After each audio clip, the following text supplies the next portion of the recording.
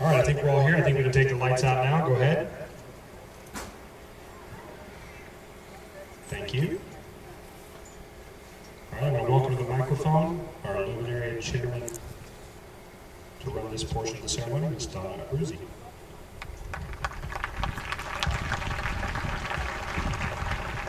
Thank you, Steve.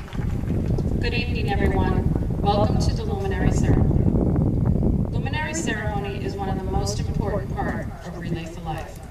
This is the only time during the Relay for Life that we will stop, take a time to quiet calmness and letting the normal hustle and bustle of our relays cease.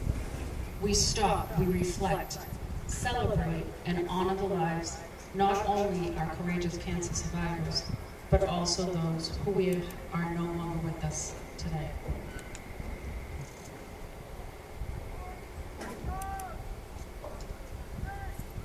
The Luminary ceremony, we ask ourselves questions. Why are we here? Why have you chosen to spend the night here when you could be home in front of the TV or out partying with your friends? Why have you chosen to spend a Saturday night here with your teens, walking until the early hours of the morning? As teens, you will keep a baton moving around the track until the sun comes up tomorrow. We have our own reasons for being here. Some of you are cancer survivors, and sadly, many of you have already lost a loved one to cancer. Everyone in our community here, because they've been touched by cancer one way or another.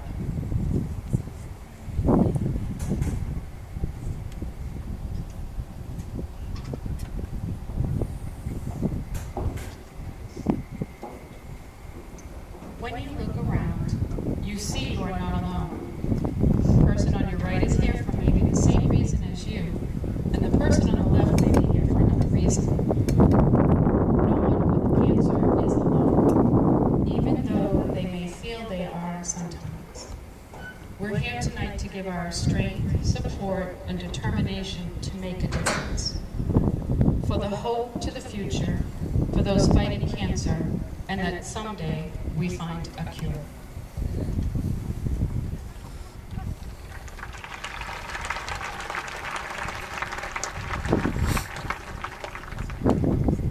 All of the candles we have lit around the track tonight represent our commitment to fighting back against cancer.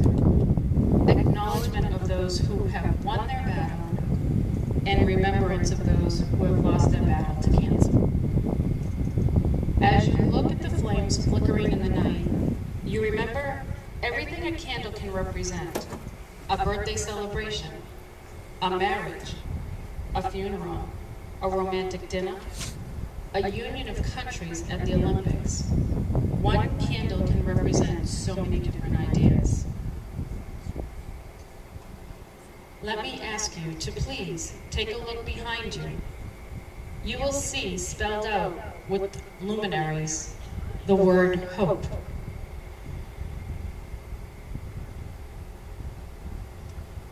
Each letter of the word hope has a meaning.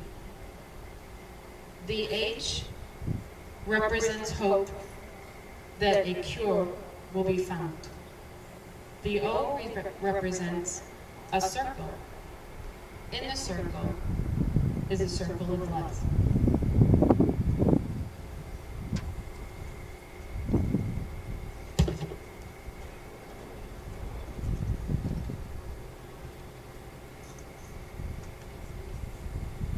The P represents progress. It is with progress, a cure is obtained, and a future without this disease. The letter E represents eternally the flame will flicker. Those that we honor and memorize tonight, this light represents their love we share for them. It burns bright in our hearts and in our souls.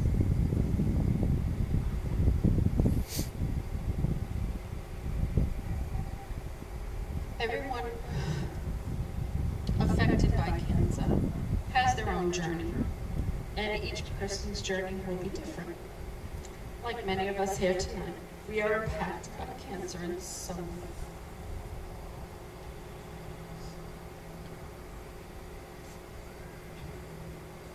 A quote from Ralph Waldo Emerson: "What lies behind us, what lies before us, are tiny matters compared to what lies within us."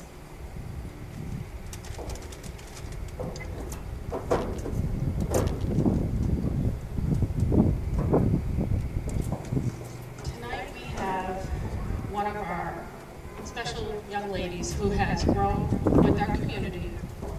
Sydney has grown up in Fishhawk. Sydney O'Sullivan has attended Beavis Elementary School, Randall Middle School, Newsom High School, where she graduated in 2015, and in Sydney now attends USF and is studying elementary education and will be graduating spring 2018. Maybe Sydney might return to Beavis, where it will all began as a teacher. Oh, but Sydney was sharing with me that this summer she has an amazing opportunity to teach English to children in Costa Rica. That is the kind of teaching job that I would want. But I do wish her safe travels this summer. From talking with Sydney, I think Beavis might be later on down the line as she hopes to continue traveling with her teaching career.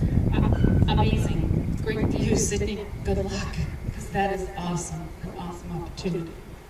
I would also like to take the opportunity to mention Sydney's parents, Laurie and Mickey O'Sullivan, who are here with her tonight. You've got an awesome young lady on your hands, and she is amazing to our community and has been with us at least now 4 years, more. I can't even count how many years. We are honored to have Sydney here. Sydney, to perform her song you've chosen, "Rise Up" by Andra Day. Take it away, Sydney.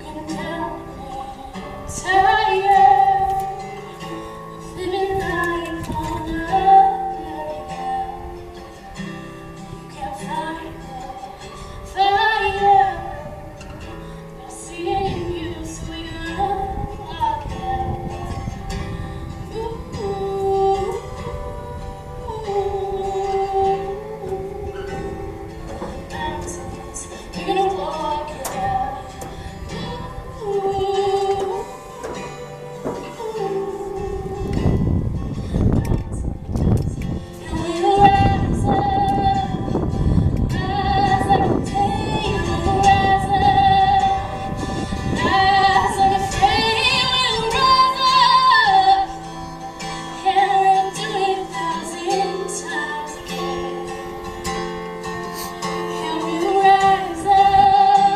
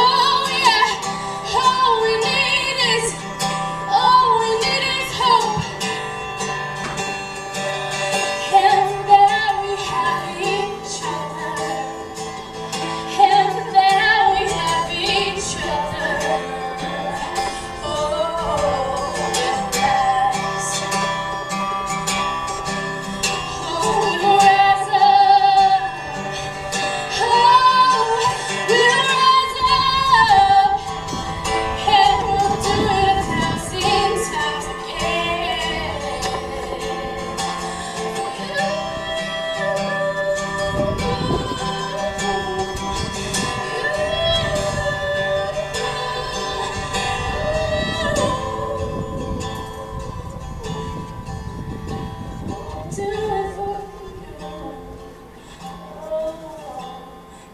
Your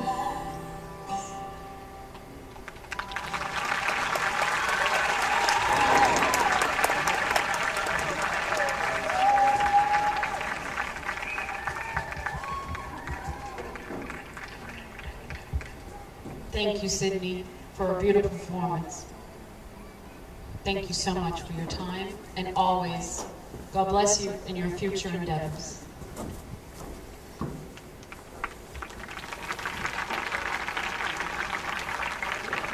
Thank you. Now, I am deeply honored to present our guest speaker. Our guest speaker tonight is Bernadette Boyle. Bernadette is here with her son Joseph to share the reason why cancer has touched their lives. Before I turn the mic over to Bernadette, I want to share another why. Why the Boyle family is so important to our Relay for Life at Fishhawk. I first met Joe, Bernadette's husband, at Fishhawk softball field. Joe Boyle was on the Shearwater team. Whenever I was there to catch my husband's game, and Joe was there to play or coach, I would chat with him about our love for Notre Dame. Joe was a big fan of Notre Dame College, like I.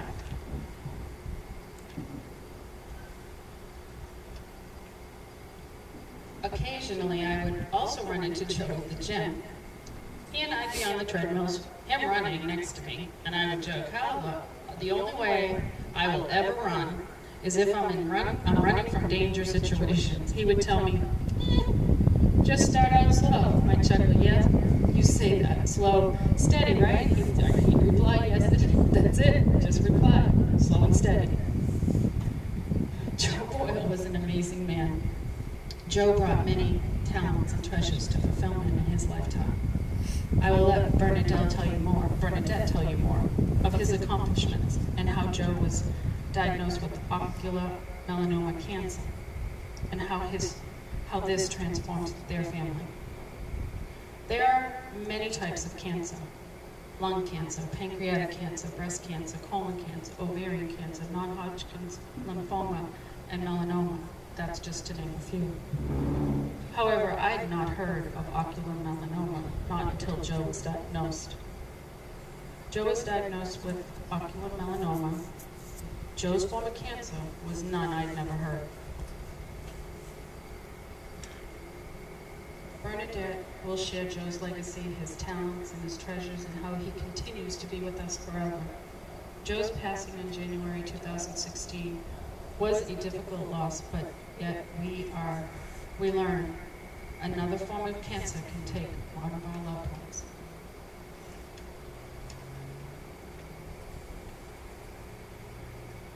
Bernadette, currently teaching at Pinecrest Elementary as a 5th grade science teacher.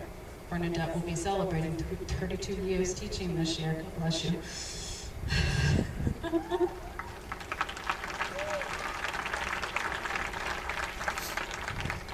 Joe and Bernadette moved to Florida in 2003 when Joe retired after 25 years in education.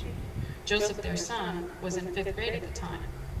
Joseph graduated here from Newsom High School in 2011 and went on to completing his undergraduate work at Florida Gulf Coast University. Joseph graduated from Florida Gulf Coast University May 2015, and he currently attends University of Florida. He is pursuing a master's degree in mass communication with a concentration in social media. Please let me welcome Bernadette Boyle, who has bravely agreed to share her reason why she relays with us tonight.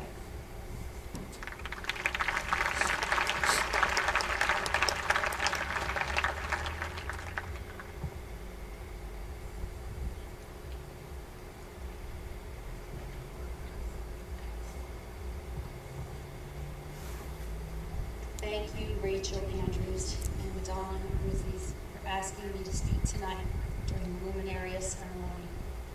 I also want to thank my dear friends who came out tonight to support Joseph and me. I'm honored to be here with my son and to honor my beloved husband and Joseph's wonderful dad, Joe Boyle. When I was asked to speak tonight, many thoughts ran through my mind. First and foremost, would I be able to do it? Then I thought of Joe and how hard he fought and felt he deserved this tribute. I also wanted to bring awareness to ocular melanoma. What is ocular melanoma? I am sure most of you have never heard of it. Ocular melanoma is the most common primary eye cancer in adults, and the second most common type of melanoma, first being cutaneous skin melanoma, with around 2,000 new cases diagnosed each year in the United States. Although the terms are used synonymously, they are in fact very different. Ocular melanoma, also called uveal melanoma, can occur in any of the three layers of the uvea. About 6 people per 1 million are diagnosed with ocular melanoma in the U.S. each year, while invasive melanoma of the skin occurs in approximately 1 in 50 Americans each year. Ocular melanoma accounts for approximately 5 to 12% of all melanoma cases. Many studies are being done to understand the genetic mutations in ocular melanoma. In about 50% of ocular melanoma cases, it will spread from the eye to other organs. Currently, there is no known cure for metastatic ocular melanoma. As Joe's wife and caregiver, I wanted to learn as much as I could about this disease. So I immediately began researching and reading about it. I also became part of many online and social media support groups. These groups are made of patients and caregivers, helping to shed light on their journeys and offer advice and support. The bond I've created with these people is one that I could never really convey. Many of them have become close personal friends.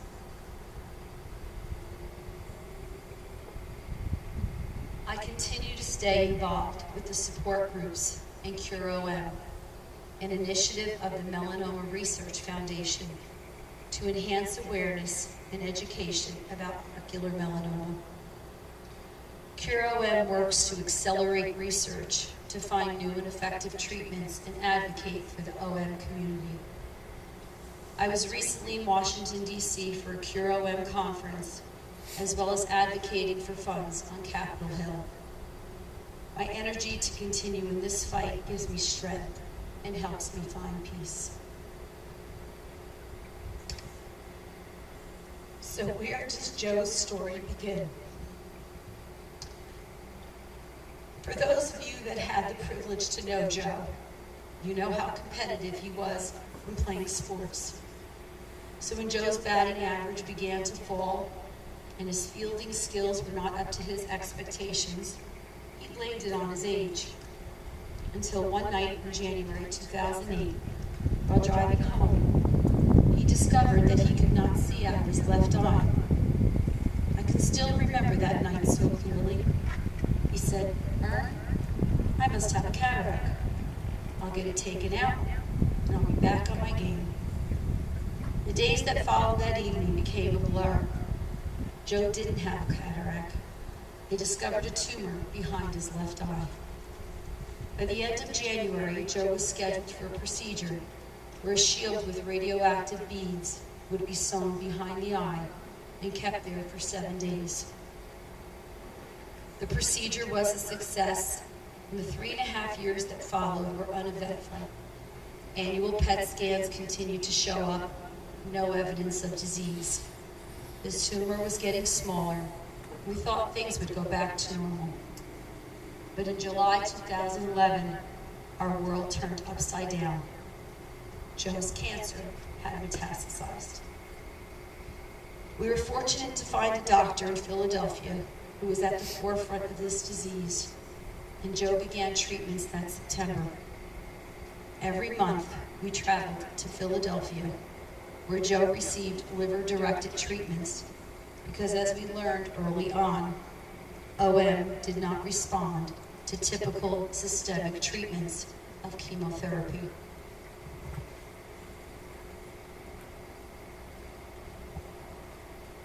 Through the next 4.5 years, Joe attempted several trials, changed his diet, and was extremely disciplined in his fight. Yet to no avail, the cancer progressed. As Joe prepared every 2 months for scans, the concern and worry would set in, and we continued to hear those dreaded reports. The cancer was spreading. On January 25th, 2016, Joe lost his battle to metastatic ocular melanoma. So tonight, this Luminaria ceremony is about hope. As I stand here before you, I will tell you that Joe never lost hope. He gained the respect of so many people because of the way he carried himself through this difficult journey. He remained positive every step of the way. Remember, I told you earlier how Joe was a competitive person? Well, this was just another competition for him, one that he truly wanted to win. And so when I thought about how hard it would be for me to speak tonight, I thought, tonight is a night to celebrate Joe for the man that he was, the wonderful, loving husband, the excellent role model for our son. There are so many qualities of Joe that I admired, but his strength and will were ones that shone through as he struggled with this disease. His constant faith in God and his love for his family gave him the will to fight. Joe was and always will be an inspiration to so many. A good friend of ours stated it perfectly in a letter he wrote to me. In this letter, he defined the word hero. He said, as we move through life, we redefine what a hero is. When we're young, they are athletes, movie stars, and people that seem larger than life. But then we realize that heroes are ordinary people doing extraordinary things. They move through their lives doing the unthinkable. They have courage, doing what they are afraid to do, but they do it anyway.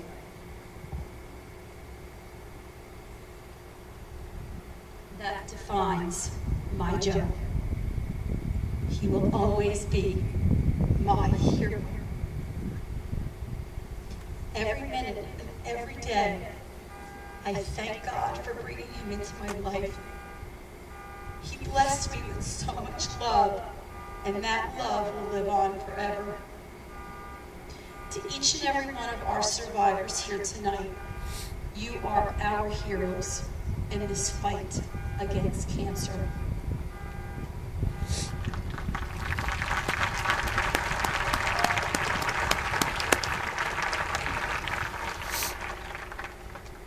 I would like to end with a poem, which I feel everyone here will be able to relate to. Mighty Oak. Stand tall, O mighty oak, for all the world to see. Your strength and undying beauty forever amazes me.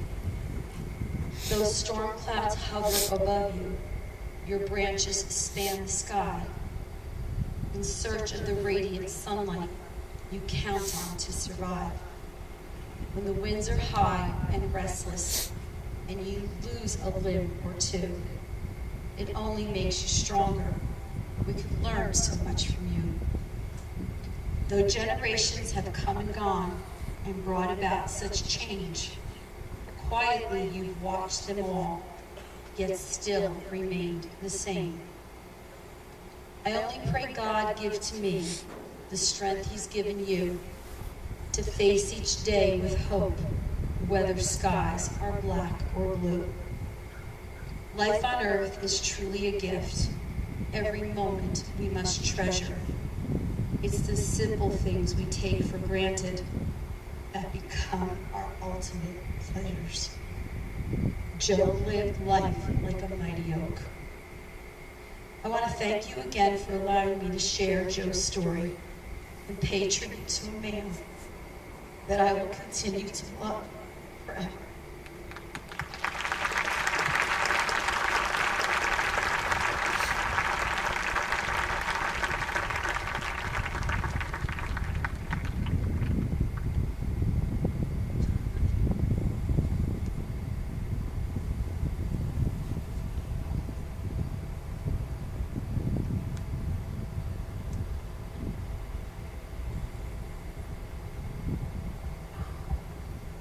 Thank you, Bernadette, for that wonderful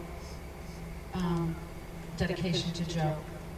Joe was an absolute amazing man. He, like I said, when I first met him at the softball field, I could not imagine a time when I was not enjoying my time with Joe, when I would sit and just chat about our mutual love for Notre Dame. It's amazing, you know, a guy from New York, New Jersey, Philly area, and a girl from Boston to be talking about a school Midwest, you know, but we loved it. We just loved it.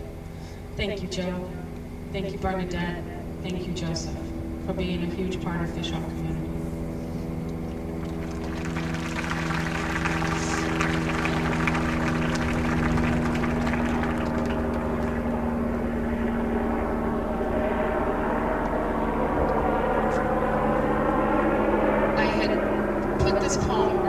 Speech, and after Bernadette's poem, I felt it needed to be said now.